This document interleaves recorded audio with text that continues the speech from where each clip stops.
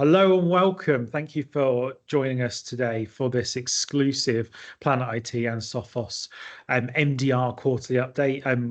I can't remember how many of these I've done now. Sounds really bad. I should have counted before I started. But no, it's really good to be back doing another one of these. And I think we've got some really interesting things to discuss and talk over today. And I'm hoping that all of you find something of benefit from this event. And I'm really glad that you could join us on this very warm afternoon. First of all, I'd like to start off by just introducing myself and introducing the rest of the team that you have with us today. So I'm James Dell. I'm Technical Architecture Director. For many of you, I will have spoken to you in the past. My job is all about making sure that we find you the right solution to your problems. And for many of you, Sophos MDR is the natural choice. But for some of you, it may not have seemed so natural at the start. And that's where it's my job to work out how those dots connect for your business. So I'm really glad to be joining you today. I'm also glad to be joined by Bradley. So Bradley is the person we want on the call, right? He's here to talk about security operations from the Sophos point of view, and is someone who has a wealth of knowledge who we're going to tap into during today's session, and really should hopefully enlighten you into sort of what's happening behind the scenes a little bit with the MDR service. I'm not sure if there's anything else you wanted to add to that, Bradley. That's a great introduction. Thanks, James. So yeah, afternoon, everyone. I'll cover a bit about me when we get going, but yeah, pleased to be here. I've been working with Planet for a good few years now. I've been at Sophos for 11 years or so. So hopefully we can cover off everything you guys need, and see if there's anything off the back of this that you need further clarification on. James and the guys at Planet are a great first port of call, and they are not shy to pull us into those conversations if they need a bit of backup from our side, and always happy to help. Appreciate that, Bradley. Yeah. So, I try to stop counting how many years I've been at Planet because I feel it starts to age me even more than my hair loss does. So, just for those of you who maybe this is one of the first events that you've joined from Planet, we are not just a security partner. We are the kind of one-stop shop for all things IT, from managed IT support, from whether that be fully outsourced or whether that's kind of fourth line escalation support, through to your kind of backup and disaster recovery. If you need it, we can do it. And what I'll always say is you better reach out to me and my team and have a discussion about what technology might fit for you, and we'll point you in the right direction. And whether that's with us or with someone else, we're always going to tell you what's best for your business. So, make the best use of us, I suppose, is the way I always look at it. And, you probably will see your logo on this screen, and there's so many organizations that have and do trust us for that exact reason. So, this slide has gone beyond the point where I can name drop people because it becomes too many logos, but it's great to work with so many great household name organizations and so many more that don't fit onto this slide. So if you're in doubt, definitely do reach out to us.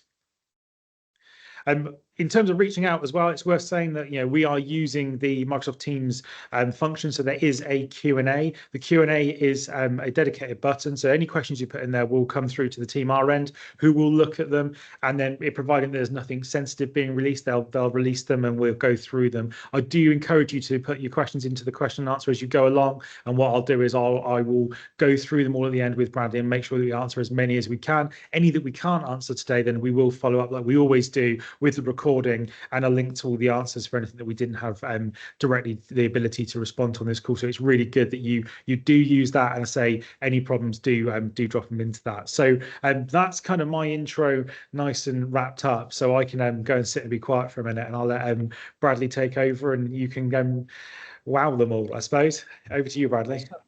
Thanks, James. Let me just share up my screen and we'll get into this. Cool.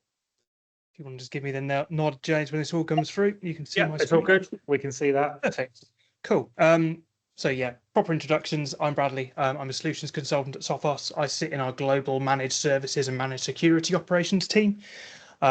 We get involved significantly with partners such as Planet and customers such as yourselves when you're looking at how you can implement managed services, and obviously helping you guys understand the need for you guys that haven't maybe made that jump to MDR yet, and also for you guys that have made that significant investment into managed services via Sophos and Planet, what we're seeing and what we're doing, and making sure that you guys know exactly what's going on with the not insignificant investment you've probably made to realize that security that you're benefiting from on a day-to-day basis, and hopefully some of that peace of mind that you guys are benefiting from on a day-to-day basis as well.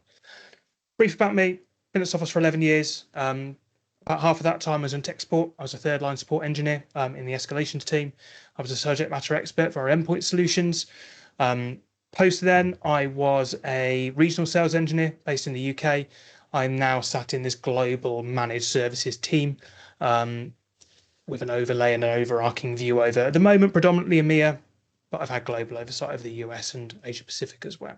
If you need to reach out to me, reach out directly. I'd encourage you to obviously go via Planet. They're a great first filter and a great area of expertise for you guys to at least get some of those answers done quickly. So the primary reason James and the guys asked me to come along is there's been an awful lot of churn in the UK recently when it comes down to cybersecurity and cyber threats, right? So the guys have asked me to come along, just give a brief overview of what we're seeing across the MDR team, across the CTU, the counter threat unit, and across Sophos Labs and XOps. We'll give some examples of what these are and how this sort of all fits together in the real world. And then also, obviously, what we're doing for you guys as MDR customers, and for any of you guys that haven't got MDR yet, where the real benefit is to having that 24 hours a day monitoring as well. And then some additional sort of takeaways and some leave behinds for you guys as to things that you could be doing even on top of a managed service, just to make sure that these really sort of crystalline threats that we're seeing nowadays aren't going to come and impact you as they have some of those larger names on the high street, which we're probably going to name drop as we go through this. So first and foremost, I want to give a brief overview of sort of what we're seeing in the UK. So this is information that all comes out of our MDR service, our incident response teams, our counter threat unit and threat research teams. So this is a really good overview of exactly what we're seeing and the sort of things we're seeing. Generally, this is split into two different types. We've got the opportunistic attackers, those attackers that come along and will break in where there's an opportunity. So unpatched vulnerabilities, someone gets their credentials phished, someone's decided that they're going to complete a Facebook post with their mother's maiden name and their dog's the first dog they had to name and their teacher's name. And then we have a targeted attacks, which are the scarier ones out there potentially, because you know that an attacker has probably been monitoring and manipulating and viewing the estate. And the lines behind these do get significantly blurred. So generally, the majority of what we see, about 80% of threats and attacks that we see across all of our customers and the wider sort of threat research landscape are opportunistic attackers. These are generally organized crime groups. They're generally just motivated by money. So they're going to target anyone they can who they think is going to pay. Generally high profile sectors and industries. So banking, finance, legal, government, education, these areas of business, these areas of the UK, where if they go down, there's a significant impact. So there's a very good chance that the attacker, at least the attacker believes, they're going to get money out of it to go away and give them their data back. But realistically, and what we see across the majority of our customers, even if they are in a sort of relatively insignificant industry, so small businesses, high street firms, maybe some of yourselves who have, you believe maybe you're too small to be noticed by these attackers. Generally, this is what we see. We see these organized crime groups going after you because you may not have the sort of big impact of M&S and Atlassian and these other big Microsoft or Sony PlayStation Network, these big groups that we see attacked.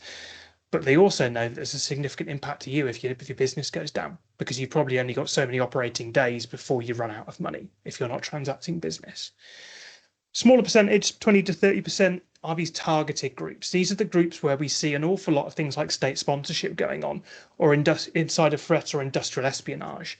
Generally, these are looking at things like theft of trade secrets, theft of intellectual property.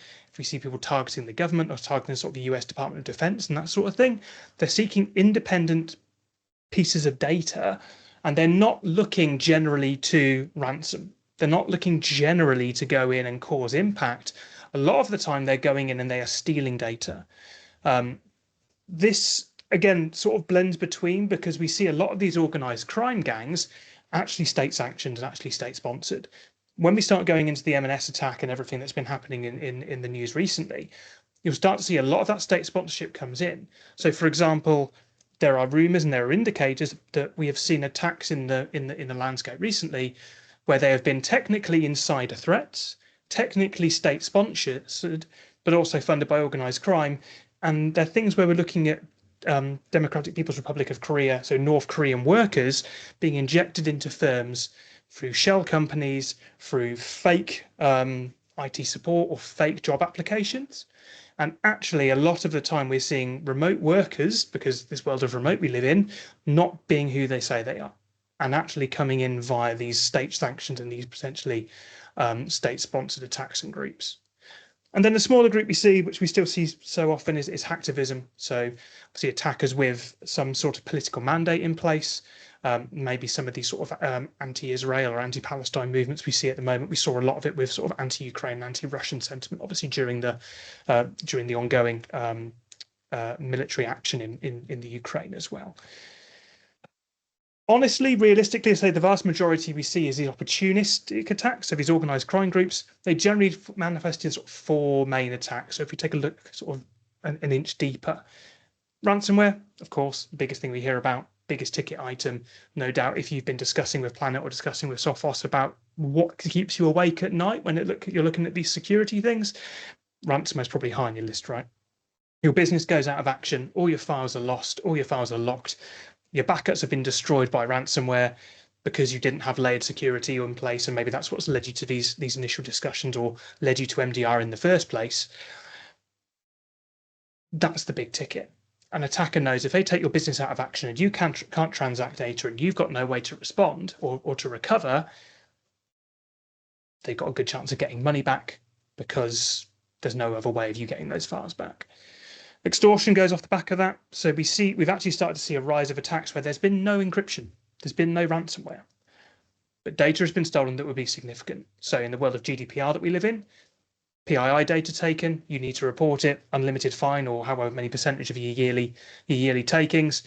They know if that data gets leaked on the dark web, that data gets leaked on the internet, it could be business ending for you guys from a relationship or a sort of a business responsibility perspective. We often see that coupled with ransomware. I can't remember the stats from last year. The most recent state of ransomware reports come out. Recommend you look at that. Sophos branded, but we're distributing it to all our partners as well. The vast majority of attacks we see with ransomware will also involve some degree of data theft and extortion. So if you're in an education centre or you're education aligned, or you've got maybe clients or workers that would fall into safeguarding, please be aware of that. Same, obviously, if you're bound by GDPR, as we all are, or you operate with companies in the EU, so you're bound by NIS2 and things like that as well. Business email compromise, a big thing. Everyone's moving their email to cloud. Increasingly different security challenges when you look at cloud. Attackers want to try and compromise business accounts and email accounts so that they can maybe gear up their spam botnet or their phishing botnet. Or potentially they're going to try and compromise a service provider so that they can then target other customers or target other organizations that they know work with that vendor, they know with that service provider. And we see a lot of this when we look at sort of supply chain attacks. So big supplier gets attacked. They may not ransom, they may not extort, they may hide in the network. They want to compromise their email so they can then mail bomb all of their customers and try and get additional victims effectively off the back of that. And then CEO fraud, obviously somebody pretending that they're not, someone coming in. This email is incredibly important. Please send me this really important data. Signed, Mr. CEO. People need to think twice about clicking them, but again, it's a really interesting and a really good social engineering method for an attacker to get into the network.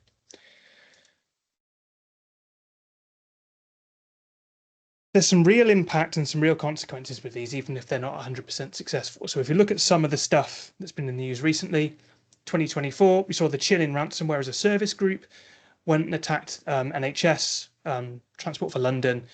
And this was related to, again, another name you've probably heard in the group, ScatterSpider.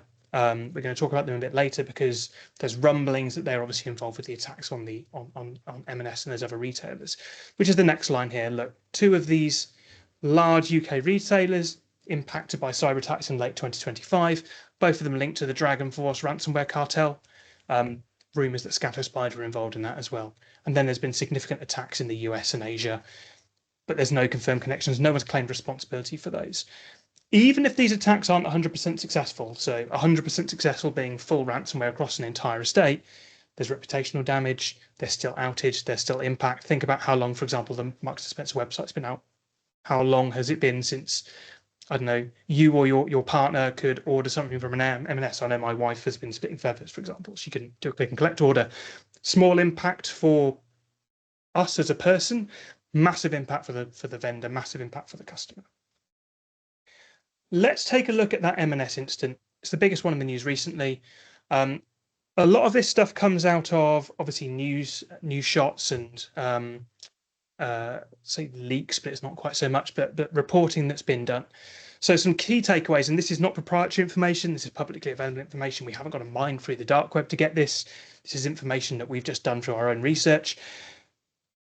M&S CEO commented that the attack was a consequence of human error rather than a weakness in its IT system or cyber defenses. Marks and Spencer, of course, are going to have a security operations team.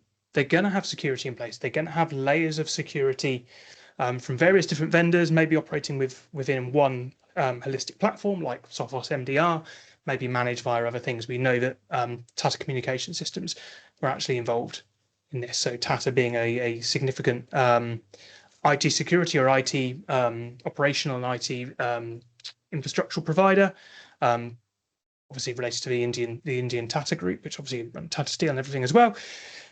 We know that there was human error.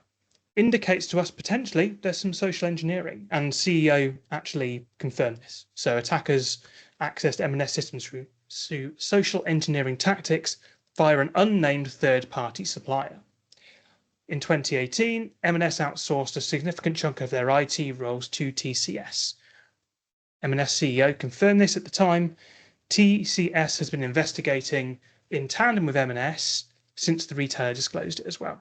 We've not had any confirmation from Marks and Spencer as to whether TCS is how the attackers got in, but this indicates to us potentially social engineering has been involved.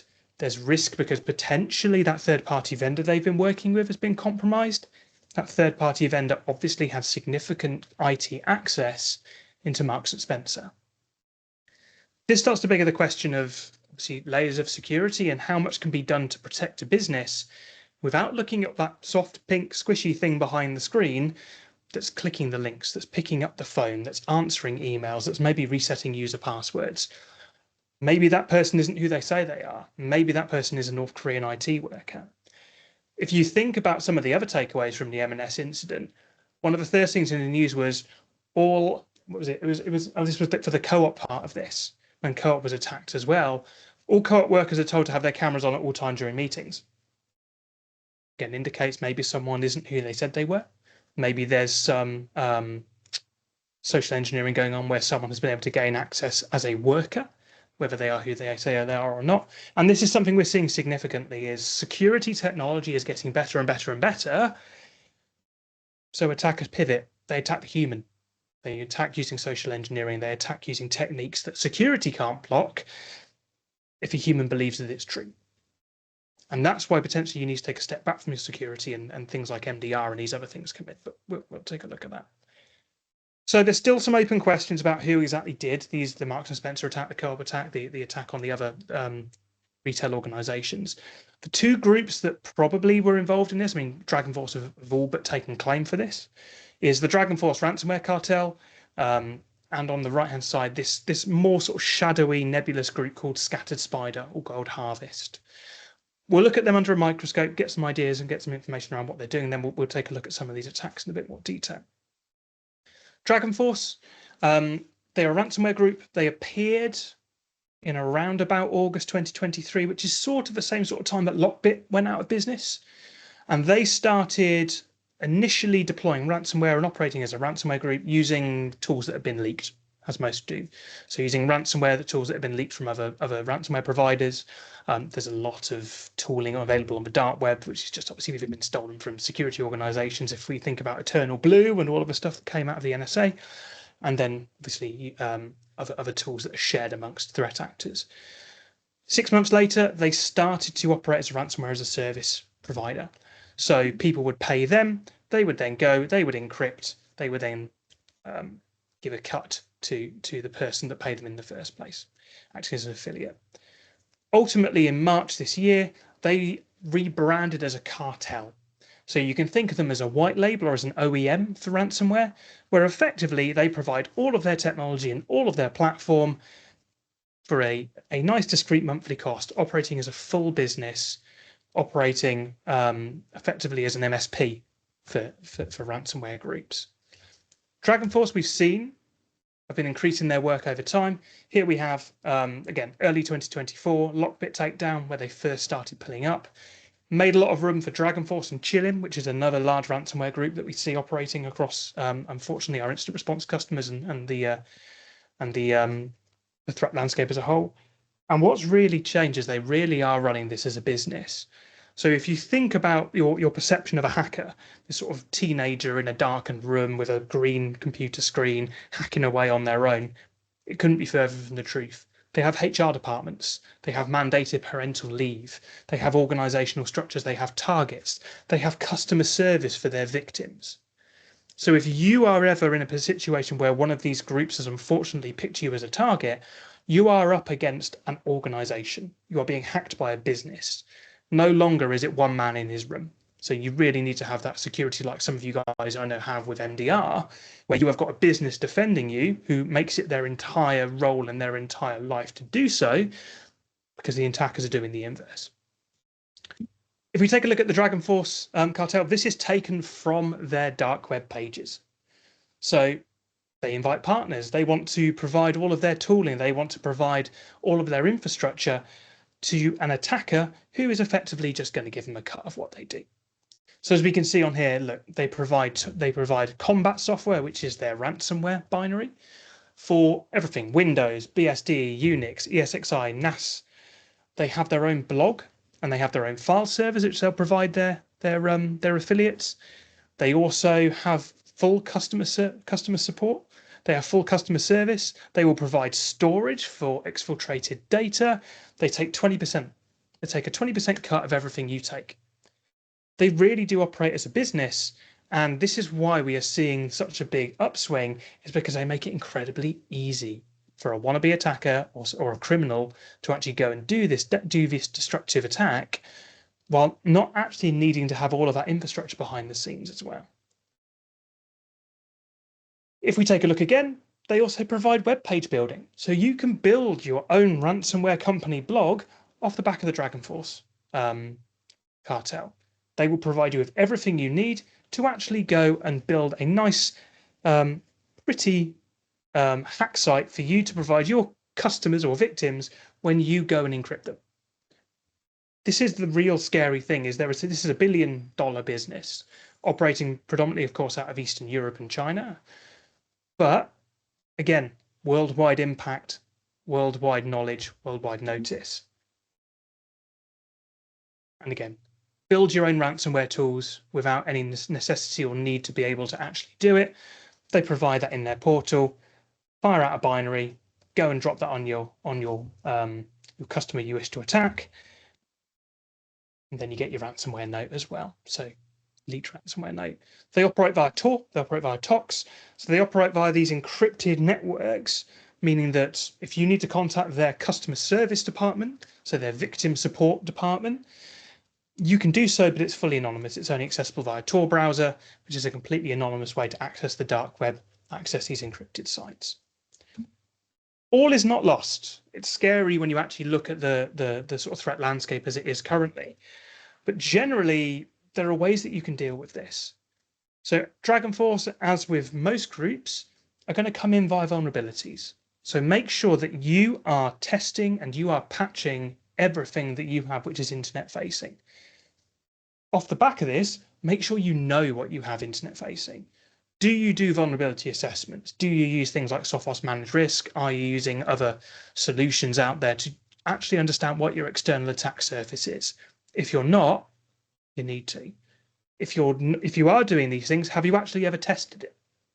So it may be that you say, oh yeah, these vulnerabilities have all been patched, but have you tested if there are other ways in? Have you looked at things like external penetration testing? Have you looked at things like red team scenarios where you actually pay a qualified attacker to benignly come into your network and actually validate that your perimeter is secure?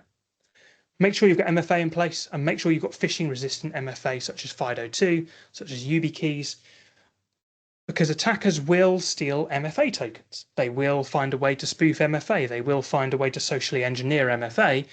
So unless you're using sort of proper physical token-based MFA or passkeys, it becomes a lot more easier for an attacker to still get in. Hopefully all you guys are using a degree of endpoint security. I know you guys have MDR are using Sophos. You may be using a third-party endpoint solution with Sophos MDR over the top. I know that some of you guys are using InterceptX as an endpoint solution. Make sure you're monitoring what's happening in your network. Make sure you're monitoring your endpoints. Make sure you've got decent firewalls in place that are doing network inspection. Make sure you're looking at what's happening in the network with tools like MDR, so network detection and response. Monitor your backups as well. If you're using Veeam, using Commvault, using Rubrik, you can send that data into Sophos. Have a chat with Planet about how you can do that. We can get that backup data into Sophos MDR so that if someone starts tampering with your backups, we can stop them. Also, make sure you've got an instant response plan in place.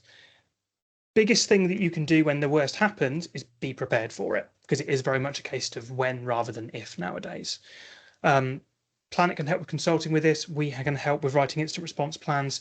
We can organize tabletops as well. So you can have a chat with us, have a chat with Planet about how we can potentially run through that instant response plan with you in a nice, safe environment. There's options there to make sure that you do that. And obviously user awareness, testing and training. We've talked about social engineering. I'm going to talk about it even more when we talk about Scat Spider. Make sure you're testing your people. Make sure you're testing them for phishing. Make sure you're testing them for vishing, which is where someone will call up and say, hello, IT person, I'm James Dell, I need to reset my password. Can you reset my password for me? Oh, that's great. Thank you very much. How are they actually going to validate that that person is who they say they are? Test them. Because if you're not, and you've got all this great security in place, it'd be awful for someone to make one mistake and your network get taken down. If we move on to Scatter Spider, or Gold Harvest, as they're more called in the media, this is a group of loosely organized cyber criminals. They generally are individuals. They don't operate as a business. It's very different to Dragon Force.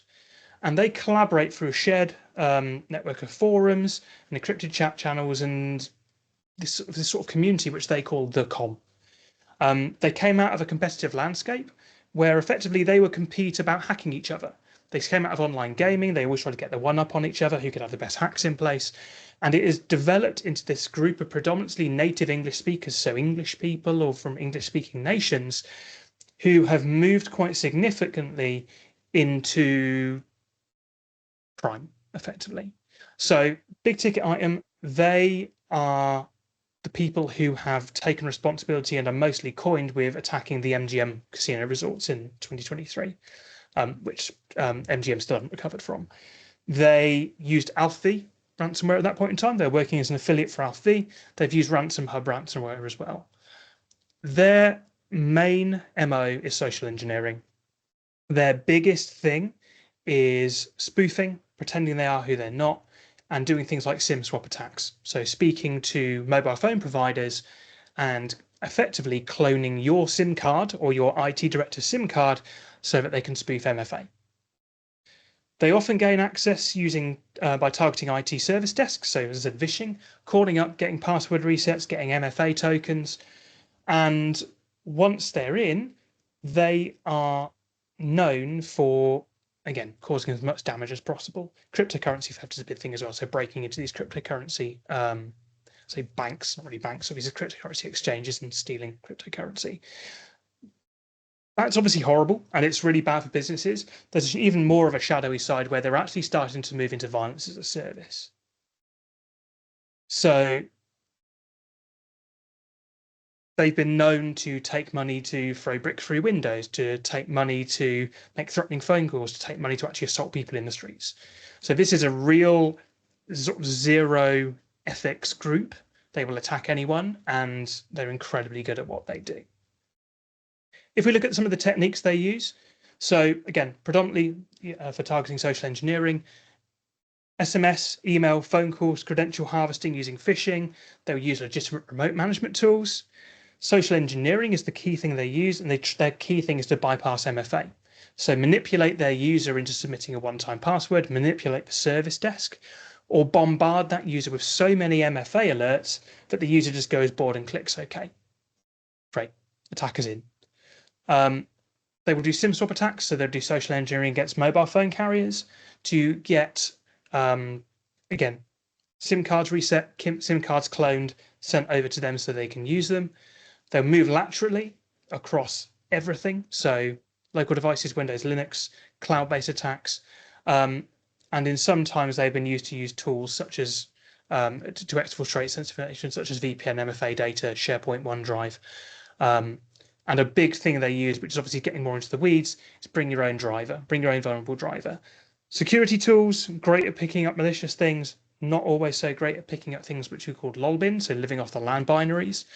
A new version of that is bringing drivers in which can bypass security solutions, and there's a number of vulnerable drivers out there that have been cracked and breached and used as part of hacks. CISA has done a mail shot on there. If you're interested, take a look at that. There's a lot of information on the Sophos website as well about them. Now, that's horrible. That's all doom and gloom. Let's take a look at what we've learned from what we've actually seen dealing with these things firsthand. So we have combated both Scatterspider and DragonForce. I want to take a look through a couple of those attacks really quickly and take a look at obviously what we did to assist those customers. For those of you that don't know, Sophos provides a full incident response service and a full security advisory service. We do, again, we have about 130 advisory services that we do. We have over 400 security analysts globally that are dedicated to this, and that is backed up by 265 or so threat intelligence researchers in our counter threat unit, also in our incident response team, and then in our XOps team as well. And that they come from a whole background for everything from law enforcement to military through to obviously data science and things like that. Both us and SecureWorks, who we've now merged with, have been doing this since 2007. In the last year, between the two organisations, we did over 4,000 engagements when it comes down to incident response. We love having SecureWorks on board. SecureWorks are so good at what they do. They have been banned from the Wi-Fi penetration testing at Black Hat because they won it 3 years in a row. They now help create the testing scenarios for that. We really do have experts behind the scenes that do that. For the UK, we are NCSC approved for incident response.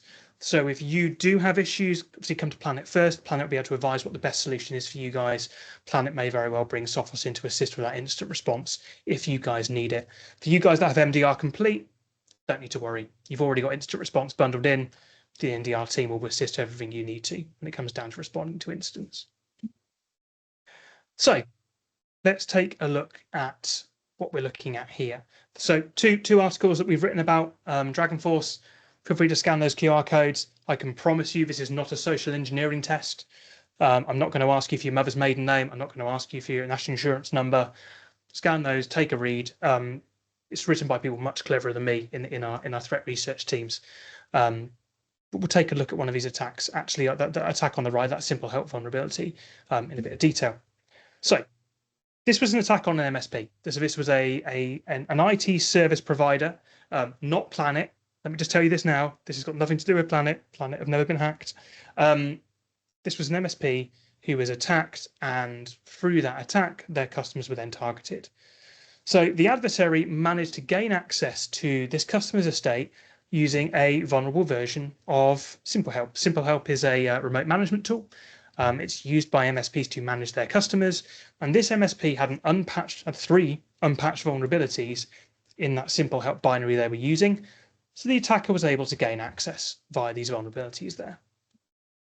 The first thing they did is they dropped another version of that Simple Help binary. They dropped it just so they had two lots of access. Very common for attackers. The first thing they want to do is they want to maintain persistence. So they had access via the MSP's Simple Help portal. They then dropped their own Simple Help binary that connected back to the attacker's Simple Help portal. Attacker now has two ways of getting in, just in case the first means of entry gets destroyed. They then went and dropped another version of Simple Help, this time in perflogs, this time in an area of the disk that is often excluded from antivirus scanning due to performance recommendations from Microsoft, meaning this attacker now had three potential ways to regain access to that estate if they needed to. Next thing they did is they went and dropped AnyDesk. So they went and dropped yet another method of persistence.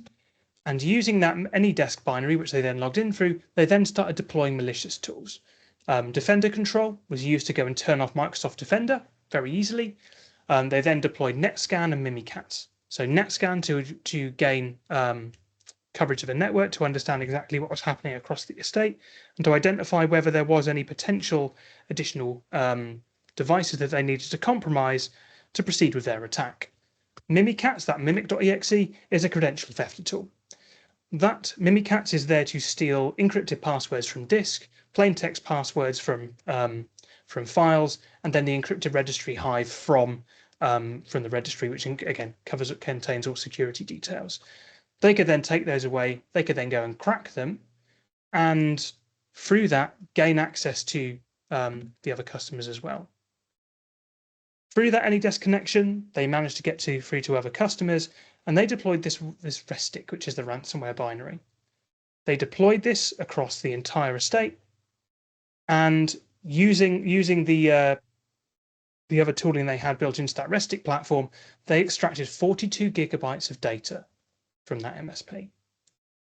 So significant chunk of data exfiltrated. All of this went completely unnoticed by the MSP because Defender had been turned off at stage 3.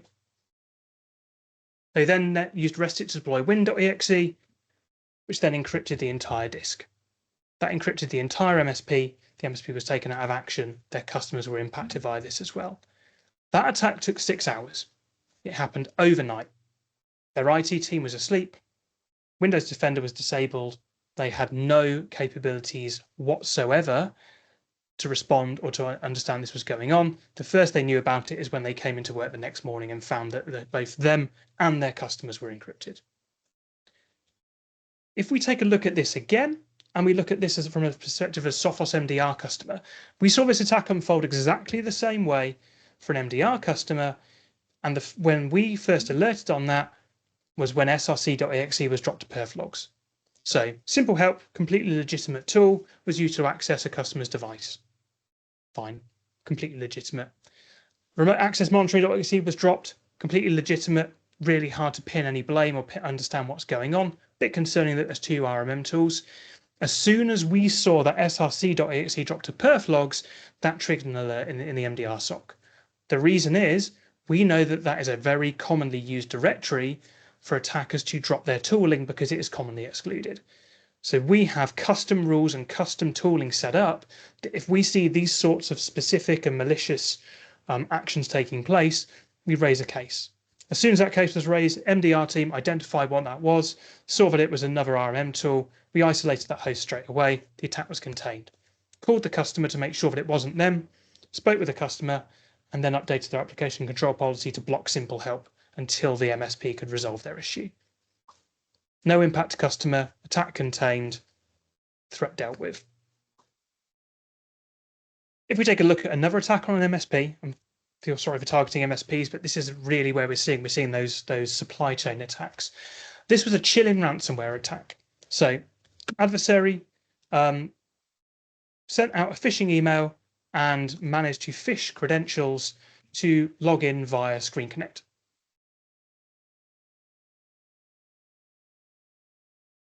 Once they were logged in, they were able to send over again additional phishing tests and ultimately deploy remote management tools onto that estate.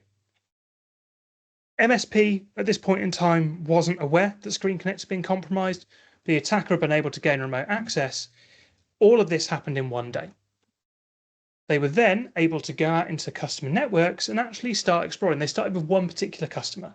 They went out to that customer and logged in completely legitimately via the MSSP's security platform and zipped up a load of data, uploaded it to easyupload.io. Straight away data exfiltration because they had full administrator credentials. The attacker then went and did this across 7 other customers. So 8 customers they went across, they exfiltrated data from each of these single customers over a period of a few days. And then we don't know what happened because they then, maybe they were spooked on the 25th, maybe they started seeing some communications with the attacker, with the MSP actually seeing that something was going on. They went and encrypted every single one of those customers, that MSP's customers in one go. They deployed an encryption binary via Screen Connect. They executed it remotely. All of those, 4, 8, 10, 12, 13 customers fully encrypted, 8 of them with data exfiltrated. That's how quick it can happen. That took 3 days. The first the MSP was aware of it because they didn't have a managed service, they didn't have a SOC running over the top, was on January 25th when all of those customers were encrypted. And the key reason for this is unless you notice an attacker is there, there's not an awful lot you can do. So you can think about having a security solution. You can have a padlock. You put a padlock on a door, it's gonna stop some attackers. It's going to stop people who look at it and go, oh, I can't be bothered. A persistent attacker is going to be able to get through that padlock. With enough time, with enough effort, they can either pick that lock, they can bolt cut it if they want to go in for a brute force method.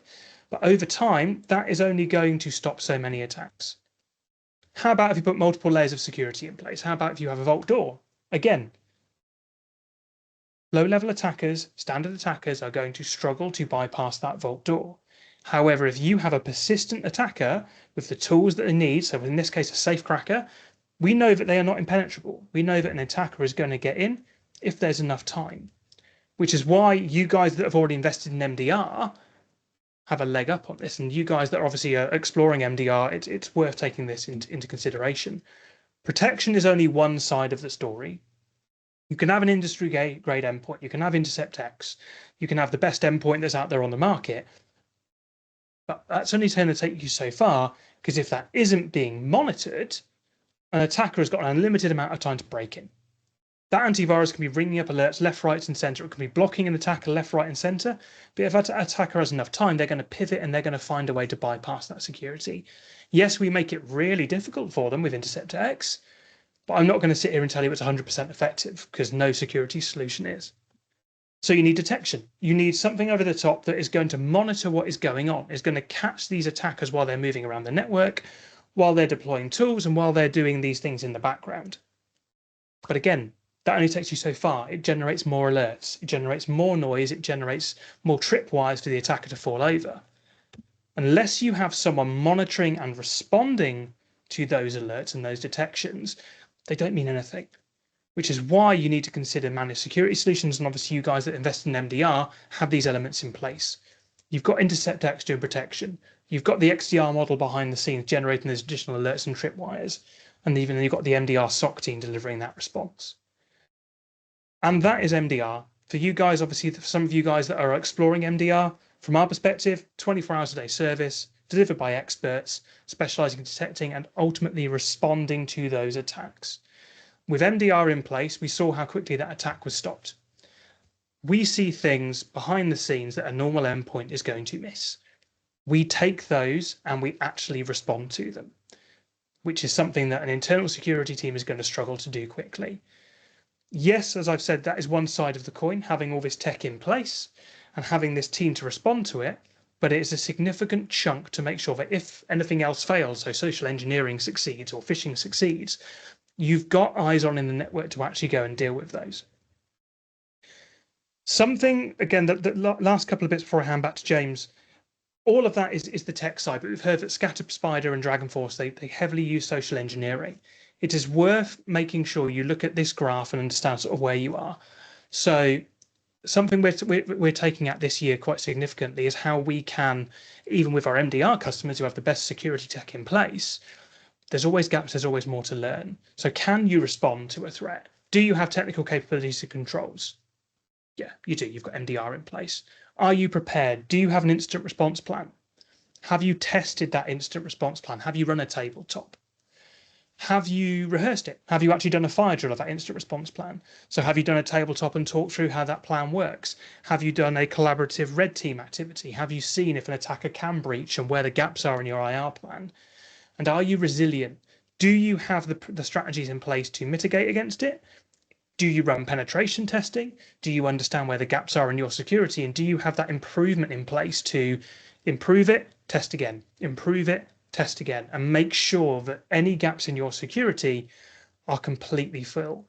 And there's a whole ton of services that can be used to do that. This is a snapshot from our service catalog. Obviously, Planet will be able to advise you on what's best for you guys, but everything here from vulnerability assessments through to full red team activities.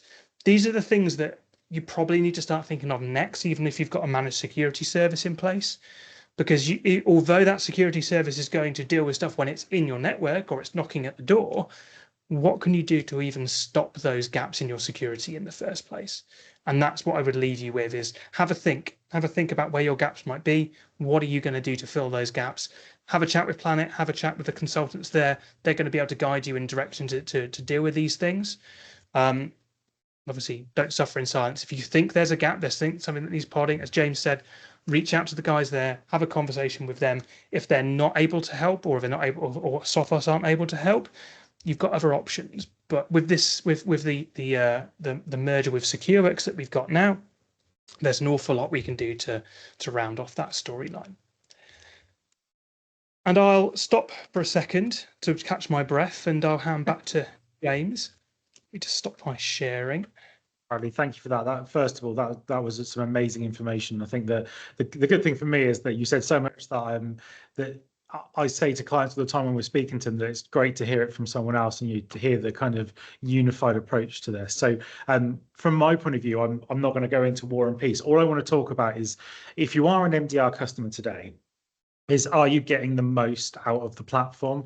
And what I mean by that is, are you leveraging all the integrations, not only the ones that you can add on, but the ones that are included out the box? The one that I consistently see people not having configured is response actions for Microsoft 365. I know that's reasonably new from the Sophos point of view, but we have talked about it on the quarterly update previously. So first thing I would suggest you do is go into that catalog on your Sophos Central portal and look at the integrations that you have that are available. There's a there's a box that says available. See if any of them fit your environment. If they do, they should be configured, because the more data that the team at Sophos have, the better we can respond to anything that's happening. It's really difficult to respond to anything when you have blind spots. And that's one of the big things with integrations. The reason that I push so heavily when I talk to people about this and about having any platform that you see that you use on this page integrated into the system is because if you can integrate the data source, it makes it so much easier when something is happening to really track it down, especially when you look at things like NDR. So network detection and response, which is a Sophos dedicated add-on, is vital if you have a large or even a medium-sized corporate network, because anything where there is data moving around, when something's going wrong, that the data coming from those sources is critical to tracing what's happening. Otherwise, you're relying on either third-party logging, which is always a nightmare because the guys at Sophos can't necessarily ingest that and it can't be queried in the same ways, or you're relying on sort of the native logging that's built into the product, which is normally pretty rubbish. So from my point of view, what you need to make sure you're doing is looking at your estate and making sure that where possible, you have as much integrated into MDR as possible. And if you don't understand or don't know if your products can be integrated, following this, just reach out to your account manager at Planet and we'll talk to you about the options that are available, or I'm more than happy to jump on a call with you and go through what you have available today. But that's what I always want to leave you with, is kind of that thought of, given everything that Bradley's just said, that let's take that first step of moving this forward. And yes, MDR is definitely the right step to protect your business, but it's not the final step, and we need to continue to drive that forward. I'm just going to check. I don't know. I think everyone's in stunned silence. I didn't see any questions dropping into the Q&A. If you do have any questions, this is your time to ask them. Otherwise, I will wrap up and you'll feel that you should have asked them. But outside of that, obviously, I appreciate there's been a lot of information to take in today. We will send you a link following this that will have a copy of the recording and then the knowledge base article that goes around it, that goes on our Planet website. So there'll be information on there. Anything you want further clarification on, do reach out to your account manager. Your account manager will more than likely set up a meeting with me and we can go into it in a bit more detail. And as Bradley said, we'll pull the guys in from Sophos where we need them, because that's what they're there for. You can reach out to me, as you can reach out to Bradley anytime. Just, my email address is on there. You can hit me on Teams, you can hit me on email, and I will come back to you with any information that you need. You won't, outside of that, say if there's no questions that are in there, it just goes for me to say, Bradley, thank you so much for joining us today and making this a really informative sort of hour of our time. I think it's been something that really shed some light into the scary world that's out there, and to some degree that people almost pretend doesn't exist, but it is pretty worrying, that landscape. So I think that was really good, and I really appreciate your time on that. No, you're welcome, James. And yeah, thanks everyone for bearing with us. I know there's a lot of say, as James said, a lot of content there, but yeah, don't suffer in silence. Reach out to us, reach out to Planet. At the end of the day, we're here to help you guys. Yes, okay, there's a business behind the scenes, but I know myself and James especially, the reason we do this is to keep you guys secure, right? So the whole reason we're here is to help you guys out. So just let us know if any way that you think we can help, or if you need more information, of course, James and the consultant team at Planet are a great first port of call to work out what your next step might be in security. But yeah, really appreciate everyone joining us. Say, have a great rest of your afternoon. Enjoy the sun while it's here, and I'll see you on the next quarterly update. Goodbye.